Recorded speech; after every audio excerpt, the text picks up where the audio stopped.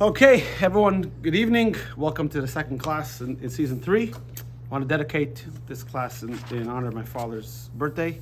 Can we sing happy birthday? No, because by the time anyone sees this, won't be his birthday. And also, my grandmother's yahrzeit is tonight. My father's mother's yahrzeit is tonight. Chana Bas Yosef Levi, the neshama she'll have in Aliyah. So we'll learn in her memory. All right, here we go.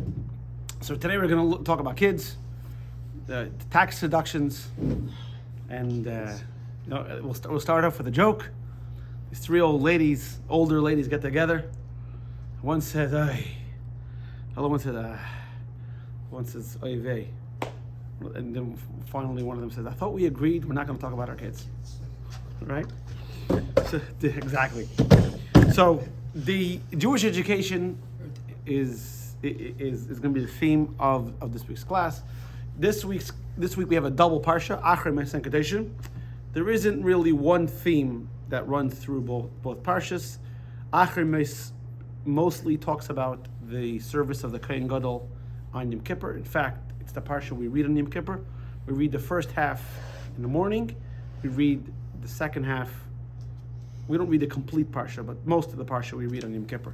Kedoshim is a bunch of mitzvahs. It's a very short parsha. Many mitzvahs. So I also noticed that Emor is just, or Emor is.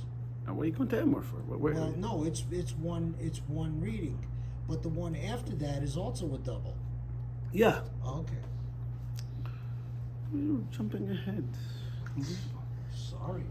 You just got the book. You're already jumping ahead. Now you know why you got the book last, because you made trouble. He's got a scatterbrain sometimes. Sometimes. All right, so we'll start off. You take a look at the meme on page. What is it? Which page is it? 23. So this is a great picture. So a parent telling the kid, "You're making it difficult for me to be the parent I have always imagined I would be." All right. So to ask the simple idiot question is, what's wrong with this picture? You can say the obvious. What's wrong with this picture? No? It looks like it's out of the 50s. So? Yeah, well, the hairdo, yeah. That's what's wrong with the picture. The point being is the parent's approach. You just don't say that to a kid. Why? Because it's not the kid's fault. It's blaming how the kid. you deal with your child. Because it's your kid. And it's negative. You parent your kid. You don't create the kid in your own image. True. Right? With certain parents, they try to live vicariously through their kids, right? So they push their kid to soccer or baseball because you didn't make it to the majors, so you want your kid to make it to the majors, kind of thing. Well, teach him nuclear physics. That's at least attainable. Yeah, for sure. I'm to blame for that. All right, so there you go. Alan McElroy's here. So this class we're going to talk about education and the fact that how we look at kids and why they learn. We'll start off with a story, a very powerful story about education and the impact even one small detail can have. So there was a chassid. I grew up with his grandson. I was very close friends with his grandson. This guy came from Poltava, which is a region in Ukraine. And he came to America. His name was Meir Avtson. And he resided in Detroit, Michigan. For those of you who don't know where Detroit, Michigan is, they used to make cars there. Yeah, They still do. Did I? they still try. Something happened here. Oh, something. All right, sorry. Because I heard some kind of warning in my ear. Sorry. You let me know if I heard some kind of warning in my ear. It's fine. Okay, so he resided in Detroit, Michigan. So he got a job in school, and this guy was a Lubavitcher chassid. No nonsense. So he walks in Detroit, Michigan. This was, I think it was maybe in the 50s, in the 60s. I forgot what it was. What kind of school? It was a Jewish day school, not a Orthodox. No. It wasn't a Chabad day school. There wasn't a Chabad community. There's hardly a Chabad community there now. No, there is, but not so big. Anyway, comes in and tells the kids, first thing you do in the morning is you say Maidani. And then you wash your hands. And then when you go to the bathroom, you come I say a blessing. And then when you get dressed, you put your right hand in first. And then you put your left hand in first. Then he tells him when you put on your shoes, you put your right foot in first. Then you put your left one. And then you tie your left shoelace first, because you give your left preference. Because you bind the tefillah in your left hand. See, according to Jewish law, you're supposed to tie your left shoe first. And then you tie your right shoe. You go into the whole thing. Kid comes home that day. One of the kids from school comes home. And his father asks him, so first day, right? You gotta ask again. What did you learn? The kid says, I learned how to tie my shoes. So yeah, it's right, it's good, right? So this father was one of the big knockers in the neighborhood. He was one of the big wealthy donors in the neighborhood. So he heard his kid went to school to learn how to tie his shoes. He was furious. He called up the principal, the dean, and he demanded that Rabbi Afson get fired, and he was fired. And whatever, he went on to do other things. Years and years later, 25 years later, whatever, pass. So Mayor Afson gets a knock on his door. Guy comes in and gives Rabbi Afson a whole wad of cash. Says, do you know who I am? Says, no. The guy had 15 kids. I'm sure he welcomed the money, right? So he said, no. Says, do you remember you had a job in the Hebrew day school for one day and you got fired? He said, of course I remember. He said, I was the one that was responsible for you getting fired. So let me tell you something. So my after that, my kid didn't receive the strongest Jewish education. He strayed from Judaism. He started dating a non-Jewish girl. And he was getting very close to getting married, or maybe it was very close to the wedding, maybe it was the day of the wedding, I don't remember what it was. And he bent down to tie his shoes, and he remembered that he learned that he's supposed to tie the left shoe first. And then the Judaism inside of him got reignited, and he called it off. So I apologize for what I did all those years ago, but obviously your education meant something, and here's a little tip. So, by the way, this story I heard to the rabbi in Fresno, California. His name is Levi Zirkin. I was in Fresno 20 years ago on the way back from Sydney. Stopped in Fresno. So his wife is Meir Afson's daughter. So just letting you know, I didn't make it up. Maybe she did, but I didn't. Right? Some stories I make up. Right? Even the stories I make up are true. Yeah. Okay. They're true stories. Exactly. They're truly based on, stories. they're based on some grain of fact. Right. It's like those movies that based on a true story, right? Okay. So before we get to talking about the importance of education, let's connect it to this week's Parsha. In this week's Parsha, one of the things that we're going to talk about is the concept of Svira. We're now in the period between Pesach and Shavuos. And the Torah commands us, on the 15th day of the month of Nisan is the holiday of Pesach. Then on the next day, on the second day of Pesach, you count 7 complete weeks. And on the 50th day is Shavuos. So the time in between Pesach and Shavuos is a countdown. It's not really anything of its own. It's just we're at point A, and we're like those miserable kids, talking about kids, right? In the car, are we there yet? No. Are we there yet? No. Are we there yet? You ask 49 times. Finally, in the 50th time, you ask, are we there yet? Yes. But interestingly enough, all those are we there yet's is a mitzvah.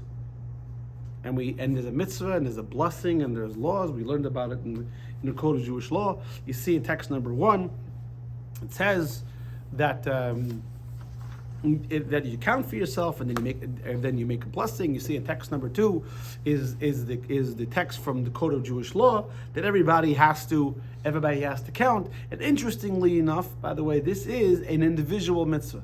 It's not a community mitzvah. Like blowing shofar, one person does it for the whole, for everybody, right? Or like Rosh Chodesh, the court sanctifies Rosh Chodesh, or the chazan does something, or in a temple. Here, everyone has to do the mitzvah. It's one of the only mitzvahs the Torah commands us, that it's an individual mitzvah. It says, "Usvartem lochem." You have to count You have to count for yourself. Now, and the Midrash gives an example, a parable for this. It says, text number 3. Why do we count the days? Is this compared to a man, a prince who found a man in a pit, and he said, "I'm going to take you out, and then when I take you out, and you're going to marry, you're going to let you marry my daughter." And first the man wasn't sure if he was serious, but when the man was pulled out of the pit, and he saw that guy was a man of his word, so he started counting down the days to when he can marry his daughter. So the prince over here is Moshe. The Jews are the person in the pit, and the Torah is called God's daughter. In different places, the Torah is called God's daughter. When Moshe came, if you remember, all you biblical scholars present and watching, when Moshe came to the Jewish people and told them that they're going to be redeemed, the Jewish people had a hard time believing him. It says they couldn't believe him from the hard work.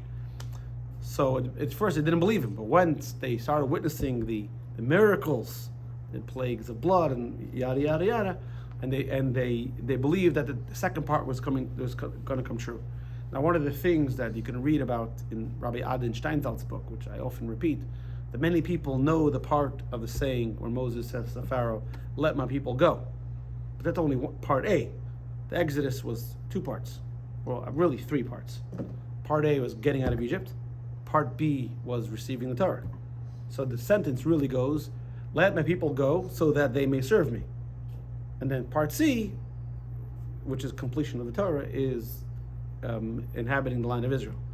Because as we see in the second portion of this week's, we're going to read this week, most of the Torah is agricultural mitzvahs. I think the mitzvah, I was learning with Joshua, sorry. There's a mitzvah of payah. You have to leave a corner of the field to the poor, and leket, the guys, these days there's no concept of dropping stalks because the machine does it, but in the old days you go with with the sickle, right? Mm-hmm. Sickle. Yeah. Go with the sickle, and they would carry the stalks. So the law was, if a person drops 2 stalks, 1 or 2 stalks, had to leave it on the floor. And there's leket, and oilalois is about the vineyard, and if you forget, a bunch of agricultural mitzvahs. So it's BA and B1 and B2. So now the question is. What's the big deal? Actually, we have a thing that we don't say shechianu. Usually, when you do a mitzvah, you say shechianu, right? On Pesach, you light candles. The first day is shechianu. Shavuos is going to come, shechianu on Kiddush. Shoshana we make shechianu. All the biblical, now even rabbinical, right? Purim and Chanukah, we also make shechianu. Svira, we don't make a shechianu. Why? Because we're counting it towards something else. It's not. What's the counting of the Omer? It's a countdown. Shechianu means, you ever look at the translation of Shechianu? Baruch Ata Hashem Lakeinu Malchem Shechianu, that He kept us alive, V'kiyamonu, and sustained us, V'gianu, and we reached Lazman Hazeh. Reach this season. And we've reached this time, right? The time. But you haven't reached the time. Because you're counting down till Shavuos. So that's why there's no Shechianu. So, yeah. But we have 2 mitzvahs. One is counting the individual days, and one is the fact that they're weeks also. If we're counting each individual day... Not the fact that the Torah says count 7 complete weeks. Okay. So, but if we're counting each individual day, then each individual day is unique. I think we discussed this when we learned it. Each individual day is part of the unit of 7 weeks. But each individual day is part of the countdown towards the giving of the Torah, which is why we haven't reached the time. I hear what you say. Mm-hmm. So if you see in text number 4, the Levush writes this is why we don't make a shechianu, because you see at the end of the last 2 paragraphs. Accordingly, Svira is about the upcoming goal, demonstrating how time is passing until we reach a day the Torah will be given. Each day we bless and praise God for another day. Accordingly, how can we make a shechianu blessing when counting Svira, whether the desired day and primary cause of joy, whole reason why you're counting, which is Matan Torah, the giving of the Torah, has not arrived. After all, we only recite shechianu for a joyous occasion. Whereas with Sfira, there's no joy. Thus, we don't recite the Shechianu blessing. So now comes the question. No. So now comes the question. Why do we make a bracha? If the whole point is get there, so let's say, for example, you got engaged January 1st, and you got married April 1st. April Fool's Day? Let's say my brother's anniversary is April 1st. Right? What do you celebrate? You might celebrate January 1st. You'll celebrate April 1st. You're going to celebrate, oh, honey, today's March 27th. Today is the day we counted 2 months and 27 days. No. Why are we making a bracha? Why are we making a whole big deal of counting the Omer? It seems that it's just on the way to doing one thing, you're doing another thing. You don't count on the way.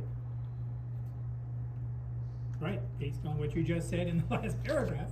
Yeah. Are we there yet? Exactly. You don't. You tell well, we went. My kids were knowing. Finally, we got there. You don't celebrate the knowing part, right? You don't celebrate the are we there yet? So why are we making a bracha?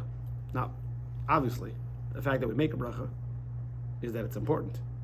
That our whole view of it is wrong. It's not just on the way. There's obviously something about the journey that's very important. Okay. In order to understand that, let's go to education. Now we all know, well, you should know, but I think everyone here knows that a person only becomes obligated in mitzvahs 13 for a boy, 12 for a girl. So what about before? You're in training. So the question is, so the question is, do we encourage or push the kids to do mitzvahs? So, for example, right?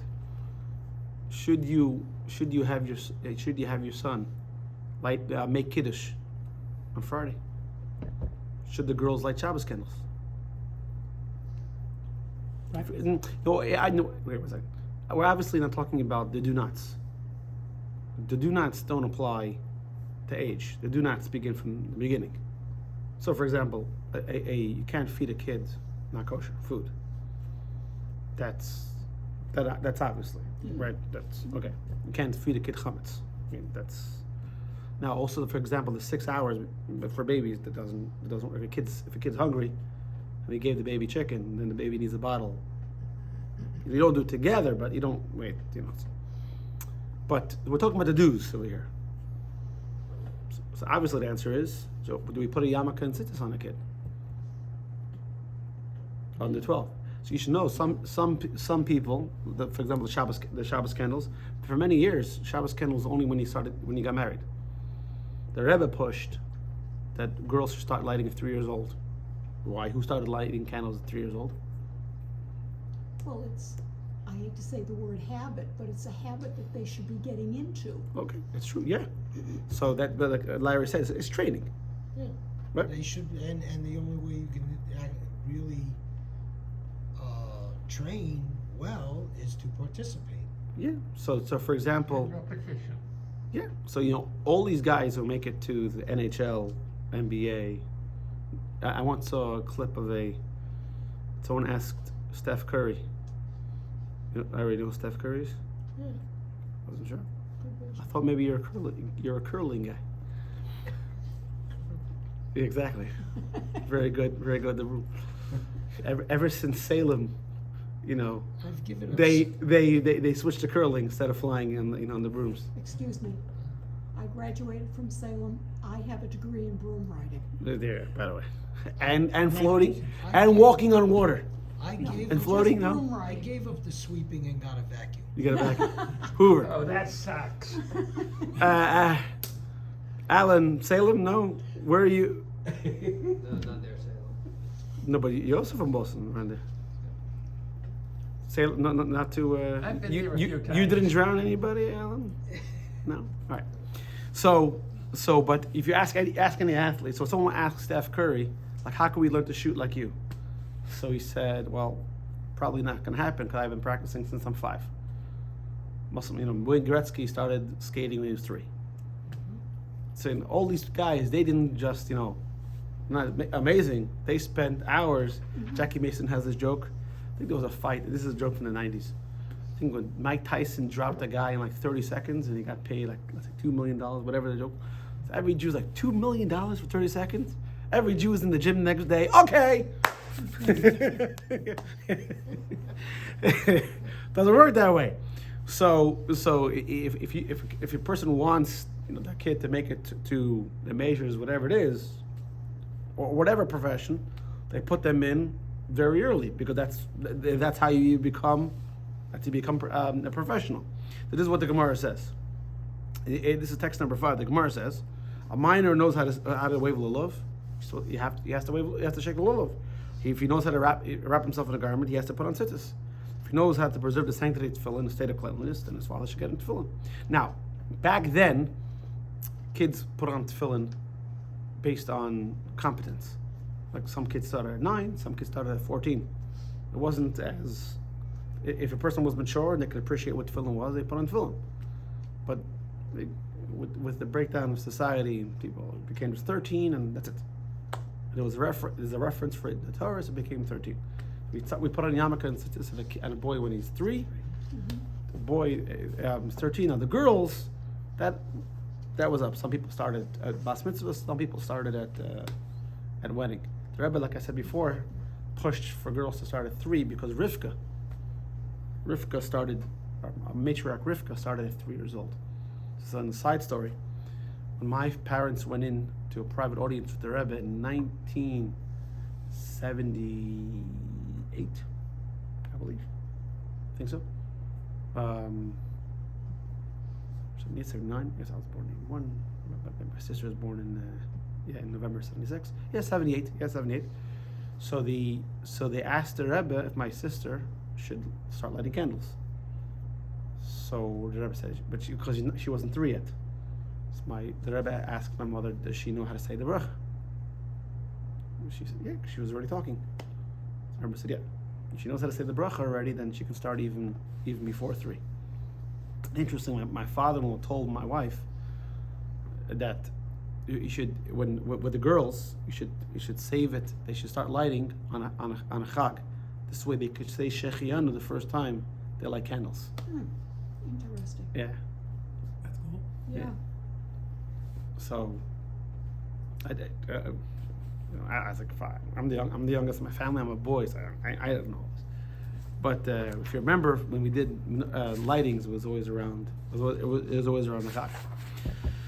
So now, what do we teach a kid if he knows how to speak? We teach him Torah, Tziv, Elon, and Moshe. We teach him Shema Yisrael. So this teaching, the Gemara tells us that even when a kid is younger than Bar or Bas Mitzvah, he's obligated to do the mitzvah. Now, when it comes to obligation is based on free choice. Free choice is based on the ability to make decisions. The Hebrew word is das, or knowledge. So the law in halacha, the standard in halacha is a katan doesn't have das. A minor doesn't have das. They can't make good decisions. They don't see the consequences of their actions, and therefore they're not obligated in mitzvahs. But the parent is obligated, if they have the ability, to make them do the mitzvah. So the difference is, can a minor fulfill a mitzvah for an adult? Can a minor blow shofar for an adult? Can a minor read Nagila? So the answer is no. He can read it for himself. He can't read it for someone else. The rule is, if you're not commanded, you can't fulfill the obligation for someone else. Does that make sense? So we see over here. This is text number 6. The Rashba. The Rashba is a 13th century. Shlomo ben Aderet, and he says it's unanimous. This is text number 6, page 30. That a minor cannot discharge the obligation for another, even if they reach a mature age, because in halacha there's a difference between like 0 and 6, 7. Because once a kid turns 6, 7, 8, he begins to understand more. So there's 6, 7, 0, younger than 6 or 7, obviously. The question is in between 8 and 13 or 9 and 13. The kid understands more. Right? Are you familiar ever that maybe you've been around for a longer? They're not saying, but maybe because we came across this.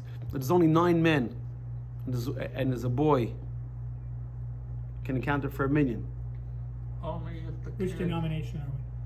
No. Only if No, the this kid is- has the education and knowledge and the Right. desire. Right, he has to be so he has to be close to bar mitzvah. He has to understand what it means to sit in shul and daven. He has to answer amen. He said he has to hold chumash. I mean, so my rabbi told me we're not a fan of doing it. So don't. Yeah, birthday is just a milestone. I think It's not really I think in the old 18 years we've been here, I think we've done it once. And then I heard that my rabbi told me, yeah, it's on the books, but we don't. Other shuls they do I it. asked you that at least once. We did it once, I think. At least once. Yeah, I think when Evan was here, we did. Oh, that's right. So he can't. So he's not obligated. He can't fulfill. So the father is supposed to push him to do it, but he's not really obligated. That's one side. Then we come to the Rambam. The Rambam seems to apply in text 7a on page 31 that the kid is obligated. So look at this. How? So a person has the obligation to teach his kid Torah. And now you're not obligated to teach another kid's Torah. Let's say your neighbor's not sending his kid to school. You don't have to pay to send the kid to school. It'd be nice if you do, but you're not obligated. A person has to teach his kid, or hire someone to teach his kid. Let's say a person, in the next paragraph, let's say a person didn't learn Torah. We learned today about Rabbi Akiva, right?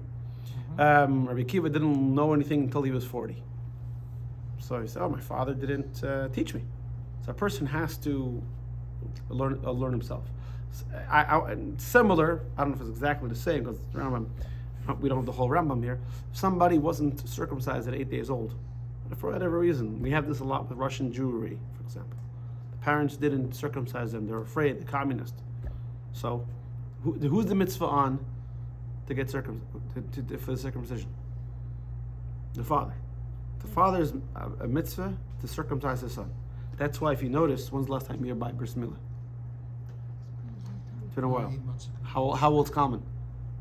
Oh, that's right, yeah. So 8 months ago. So if you remember, by the bris milah, the moel offers the father to do the circumcision himself. He offers them the scalpel. But why? Because the mitzvah is on the father, and the father says no. So he says, "You'll make me my shliach."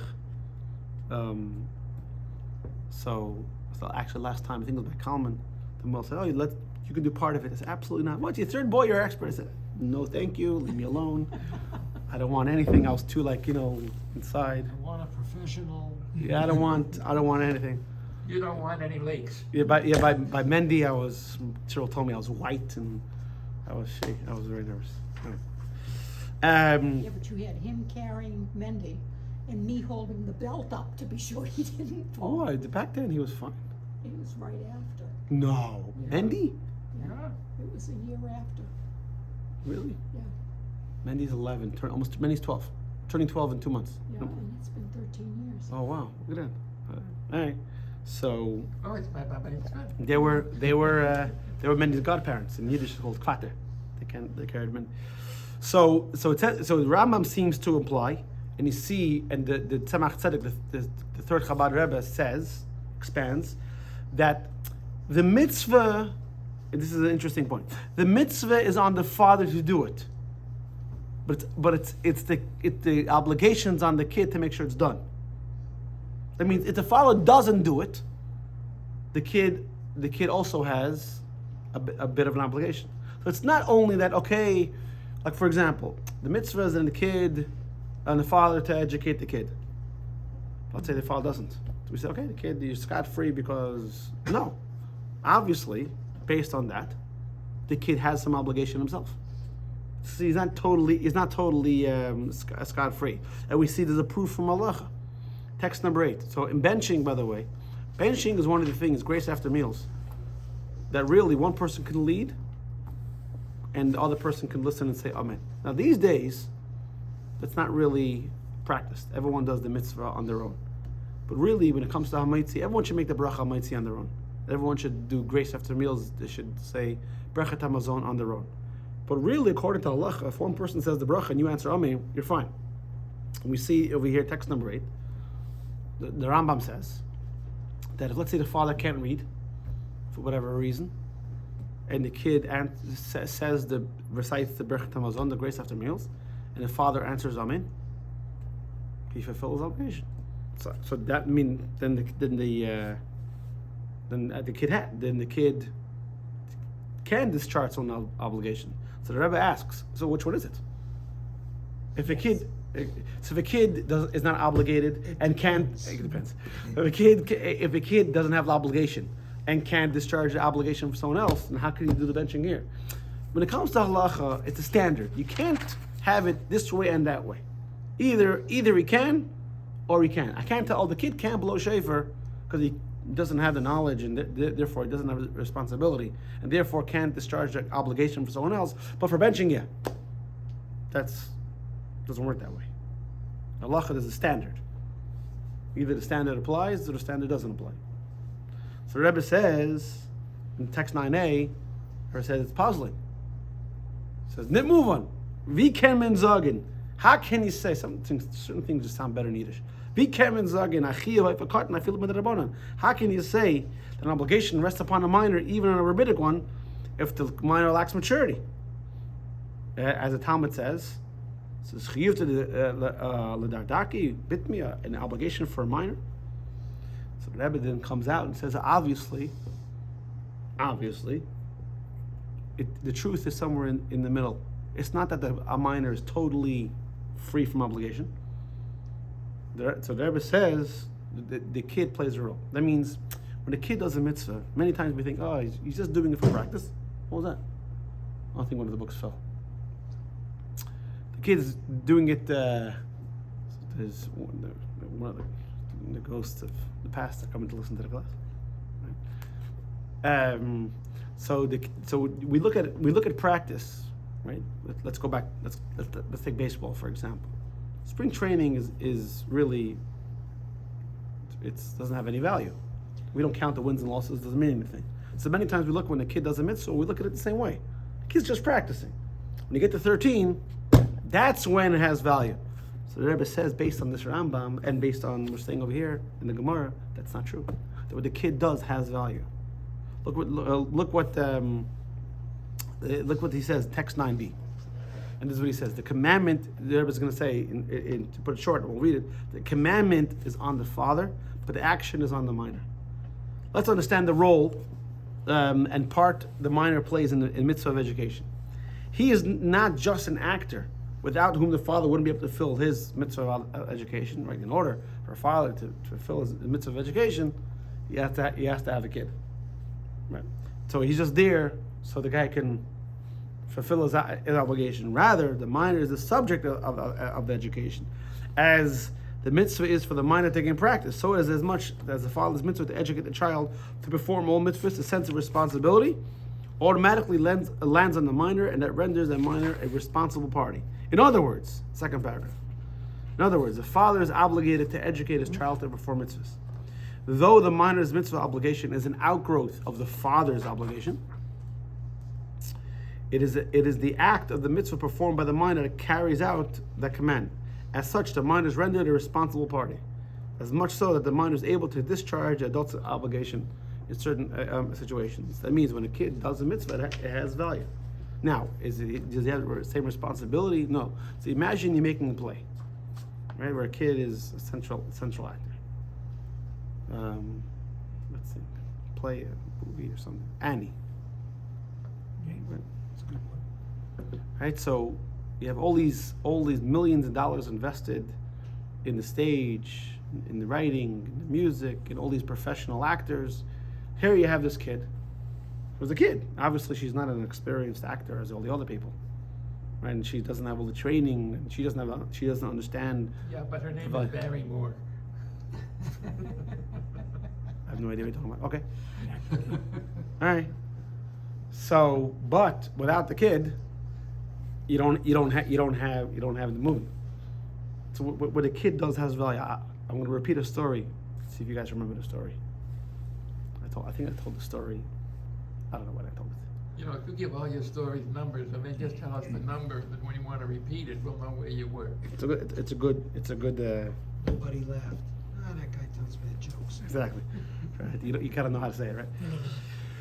So this story happens with the shliach in Toronto, Thornhill, Toronto. His name is Mendel Kaplan. It's called the Chabad of Flamingo Chabad, something like Chabad of Flamingo. So he gets a call one day from a guy. His name is Jonathan Weiss. He says, "I want to join your show." Sorry, we're all booked. No. Okay. Come back. I actually called the doctor today. I'm feeling well, whatever. So he tells me, "Okay, come. We have an appointment end of July." End of July. I'm not. I'll feel better about it. Either that or me not. So he says. Sure. He tells him I go to another show ordinarily, but I want to join the Chabad show. And he starts coming, and they get closer. And it was one time at a Farbrengen. You know what a Farbrengen is? Get It's a together. hootenanny. Huh? It's a hootenanny. Hootenanny, whatever it is. That's the second time in a row you're quoting things that please, current events. 1970, you know. So. Jets got a new quarterback. No, there you go. Yeah, but it's don't not- worry, he'll be terrible. He'll be terrible. It's the Jets. So he tells them, he says, it's the reason why I decided to join, even though I was really reformed, conservative, whatever. Because when I was a kid, my parents couldn't afford to send me to the Jewish school, and I had a kid in my neighborhood, a neighbor. His name was Yena. Yena is like Yona, but like the Russians they say Yena. How do we say Yena? And he would wake me up every Shabbos, and we'd walk the shul together, and he would tell me stories of, the Tanakh and the Talmud, and then his father, I came close to Bar Mitzvah. His father gave me a siddur. I still have that siddur, he says. And there was another kid, I don't remember his name, and he like incentivized me if I memorized, Torah Tzivalanu, different verses, you'd give me prizes. And I always remembered those guys, and even though all these years passed, I remembered how much they cared about my education. So I decided, there's got to be something to it, and that's why even though my family wasn't so excited about me joining an Orthodox shul, even though Chabad is not Orthodox, Chabad. So I called him. So he said, although it's been like 40 something years, he guy grew up in Montreal. This is Toronto. Sorry, I forgot to mention. This is Montreal. So Rabbi Kaplan says, listen, there's only one guy I know named Yena. His name is Yona Shore. He's from Montreal, and he moved to Toronto. So Mendel Kaplan calls Yona Shore. Says, do you remember a kid named Jonathan Weiss? I said, yeah, of course I remember. We were kids. We used to walk the shul together every Shabbos. So we walked the shul every Shabbos. I haven't heard from him for 40 years. It was a night. He says, Yena, you got to come over. There's a picture of them hugging, and they were reunited. And the guy, Jonathan Weiss, still has the siddur. And the kid who incentivized him, his name was Moshe Garari. He's a rabbi, I think, somewhere in Netherlands or something. He's a Chabad rabbi there. When you think you're having your kids make a bracha, you're having your kids do a mitzvah, it's worthless. But the truth of the matter is, you don't remember that story? Yeah. I love you guys. It's a good story. I tell stories, and My phone remembers. your phone remembers. Yeah. Yeah, it told me to count the Oma. There you go. I think I missed the shot. Is it that time? You know anything? Or you were giving out shots. Oh, yes, it is. You tap to nightfall. All right. So what comes out? So getting back. So it comes out now. So you might look at your kids doing a mitzvah or educating your kid. You're getting them ready for later, but really there's no value in what they're doing now. Right? It's just a preparatory stage. Comes like that's not true. That's wrong. What the mitzvahs the kids are doing now have tremendous value. not just because you're preparing them for later. They are the fulfillment of the mitzvah. This is what the Rebbe says, text number 10, page 34. The only way to ensure that a Jewish child assumes their own identity and creates a personal education with mitzvot is if they are properly educated about them. This is the line with our discussion here, namely, if the mitzvah of education renders the minor a responsible party. So this is what we're saying. We're saying over here is that you tell your kid, you tell the person that every mitzvah has value. So I spoke to someone, and I told them, I'm coming for Shabbos. So he tells me, I can't come. I'm going somewhere. So, okay, wherever you're going, to take wine and take challah and sanctify Shabbos. I can't. Not a kosher place. I said, listen. I said, do one mitzvah. Make kiddush. What you'll eat afterwards, I don't know. But make kiddush. Take wine. Say a motzi on the challah. Sanctify Shabbos. And you don't know. That means to value what you're doing now. Too often we look at the goal. Oh, my goal is to get there. We don't value the journey. And the Alter Rebbe writes in Tanya, discusses that a lot in Tanya, in regards to, we spend a lot of our time combating our evil impulse to do foolish things. And we think, I'll work on myself, until one day, I won't have that evil impulse anymore. And Alter Rebbe says, I don't know how to break this to you, but it's not going to happen. Only absolutely perfectly righteous people have no evil impulse. Like Moshe Rabbeinu has no evil impulse. The Rebbe has no evil impulse. Everyday people, they have evil impulses till the day they die. Then you're going to ask, okay, so what's the point? I'm fighting. What is this, France and England, the 100-year war? So Alter Rebbe corrects that the whole line of thinking is, who said God asked you to win the war? Who said life is about getting to a goal? Life is about the journey. I mean, every mitzvah you do, yeah, you're getting better. And yeah, but it's the same thing with education. Every mitzvah you do, it's about being present right now. So you could look at Svira, going back to Svira, saying Svira is only a preparatory stage till we get to Shavuos. It's wrong. Right now, you're doing a mitzvah. And too often, parents think, don't worry about it. Right now, my kid has to learn about math and science and all these other things. And later, if he decides to get a Jewish education, then he'll look into it. It's wrong. It's absolutely wrong. I was learning with somebody recently, and this person tells me they went on a trip to the Far East, and he's telling me how so beautiful all the rituals they have. It's absolute idolatry. The bowing down to the idols and the dressing the idol. It's so beautiful. It's so emotional. And then when he talks about the Jewish ritual, talking about Pesach, Pesach is a lot of nitty gritty. If you've been to my house, right? I said, I don't understand. It doesn't make any sense. It's nonsense. I'm thinking to myself, this is the same guy who just told me how beautiful it was. And he's telling me, I don't know about the story Exodus. I'm trying to explain to him the reason why we believe in Exodus. It's not because it says it in the book. It's because it was passed down with love, father to son, mother to daughter. That's what it is. It's about the education.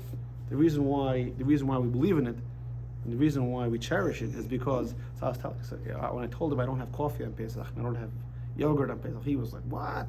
So I said, why do you do that? So that's the way I grew up. That's my childhood. I don't want to just dismiss it. For me, that's Pesach. So why are you whining about it? Because I said, well, that's also a part of my childhood. Yeah, but when I was a kid, peanut oil was fine. Peanut oil is fine. Yeah. Peanuts. They did not declare peanut as legumes until somewhere in the 60s. 50s or 60s. Ah, okay. So peanut oil was used during Passover. Sephardi didn't care, but Right. Ashkenazi, Okay, so I'm not the. so those are things we grew up with. Right. So I'm I'm not involved You're with not it. old enough. You can't Ah, have coffee. yeah. You can't have coffee. I didn't on say. Passover? I didn't say. Yeah, you can. I Oh, don't. You don't. I don't drink coffee on Pesach. I don't have any processed foods on Pesach. Only thing I have processed is wine. That's it. That wine is Oh. fermented. Again, I'm not here to argue with you, No, and I'm not here to listen. The truth of the matter is, if we didn't need wine, I probably wouldn't have wine. But you need wine. Once we you, had the Moscato. yeah. But the point You drink is, tea, right? what? On Pesach, you don't drink tea either. No. So, but the point is, you have to invest. Parents have to know they have to invest in their kids' education, and they can't think, oh, they'll figure it out later. You know, if you want your kid to grow up like a mensch, you got to teach them what it means to be a mensch. You can't expect them. Oh, they'll figure it out. They'll watch it. They'll see it on TV. That, you know, if they watch Superman on TV and he stands for truth, justice, and the American way, whatever it is. You know, Yeah, that, They'll learn that from Mitchell Paragon of and Virtue That- that they you would see learn on from? TV all the Bench on the time. bench. Beverly Hills. oh, that book, the the rabbi. Yeah. wrestling. Right, so but you should know. When I was a kid, my mother didn't let me watch wrestling. Didn't let me watch wrestling. She knew it was a bait. She didn't want you to No, watch things. because the whole idea, the whole idea of watching people beat each other up. We weren't allowed to have guns in the house. Not obviously, water guns. You don't play hurting somebody. I mean, and he said, okay, don't worry, they'll figure it out when they're an adult. That's not true. It's one of the biggest. It's one of the biggest problems with today's society that we're not explicit enough with younger society. I once heard a line from a rabbi. He said, sometimes it's important to tell our kids, let me tell you something that my father told me. Let me tell you something. Let me share with you something my mother told me. We have no idea how powerful that is. I heard from an older man. He said, nothing gives you more nachas. You can identify. He said, than hearing your kids tell their kids something you said. You're hearing your kids pass on something, a teaching. You got to be explicit, and this is what the Rebbe says in text number 11. Sadly, many parents worry about the children's material concerns, food, clothing, and everything else. But about growing up like a mensch, that they don't pay attention to. Whether it's because of financial concerns or other matters, they rely on the fact that they'll get everything they need from school. That's one of the biggest problems, by the way. So by the way, the concept of a girls' school only started in the 1920s. Sarah Schneer, maybe earlier, around there. Why? Where do girls get education from? They get all their education from home. They learned kosher and everything else at home. And the boys didn't go to learn how to be a mensch in school. They learn how to learn. These days, unfortunately, imagine the Rebbe wrote this in 1984. Said this in 1984. This is the biggest problem. Parents are relying on the school to give their kids education. School is about information. Education is at home. So certain things you don't have time to explain to your kid about the planetary system, about calculus and everything else. So whatever that science, that stuff you learn in school. But how to be a person, how to act like a mensch, how to be nice and cordial to somebody, that they're not going to learn in school. Yeah, they practice it in school, but that's something has to come. It has to come at home. That's just the reality. So the problem is, in regards to, it says, such an attitude that Torah stresses that the party primarily responsible for a child's education is the parents. The school is only the agent. As such, even after the parents send their kid off to school, the responsibility remains on the parents' shoulders. Of course, the kids need to go to school. However, that's not enough. The parents must do whatever they can to educate their own children, and education is hard work. I think I told this before. I once asked my father, "What's the secret?" I'm the youngest in the family. I was working with my father before I got married. Asked my father, 8 kids, all turned out okay. Thank God. What's the secret? He says, no secret. You got a lot of Hashem's bracha. You got to work hard. You got to be present. I remember being growing up. My father would come home. He would he would come home. My father worked on a truck, and he didn't want the truck to break, so he didn't allow forklifts on the truck. So he would carry everything himself. I mean, and I was with him. I mean, he carried rolls of textiles. My father worked like a behemoth. He would come home, summer and winter, his shirt was soaking wet. He would hang it on the banister every night, soaking wet. And if I had a Gemara test, a Mishnayos test, my mother didn't know anything about Mishnayos and Gemara. He would sit and learn with me. I remember, a Shabbos afternoon, he would sit and learn because I could have a test. That's the stuff that stays with you. You got to work hard. I mean, any parent who's raised a kid knows you got to be present, you got to be involved, and it takes hard work. Like it says, text number 12, educating children along the proper path requires hard work. Even if one has dutiful children or students for whom one word is enough to get them in line, the educator must not make the mistake to think the job is done. Even in such situations, the educator must invest and work hard at the job to a degree. Torah calls it hard work. And what's more important?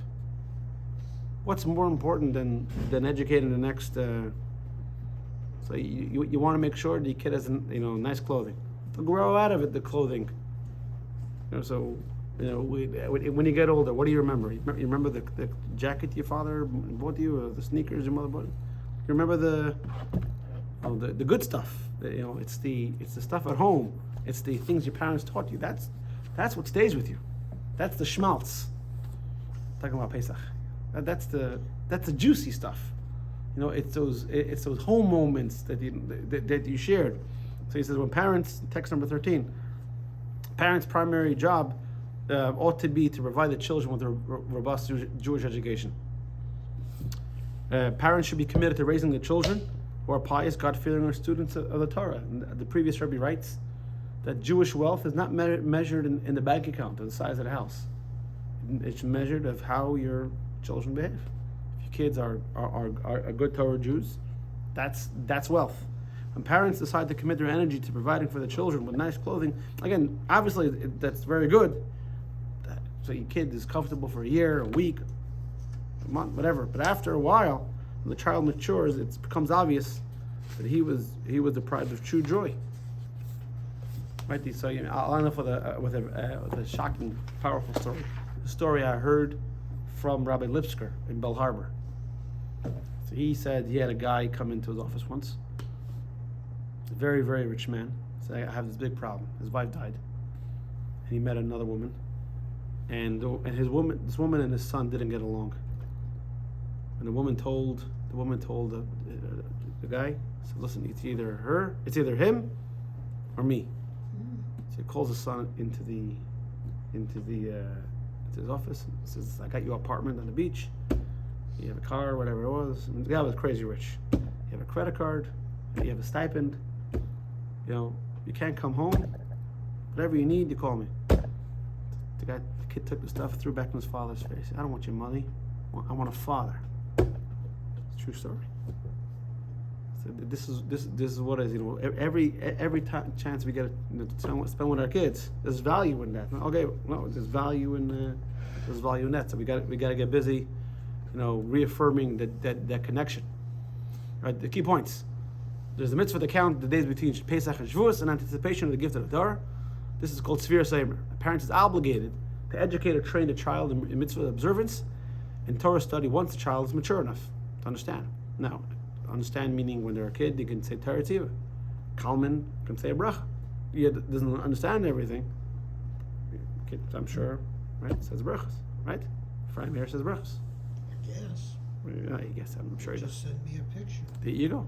While this obligation is incumbent upon the parents, the child also, because he is. There you go. They're learning. There you go. You can see it on there. The child, because the object of the obligation is the child becomes the obligation extends over the child. Parents must take responsibility for giving the child a robust Jewish education. It requires commitment and hard work, without relying on others to do it. That's the most uncomfortable line. You got to take care of your own kid. I saw a. No, it's the let's get there. So, I saw a clip of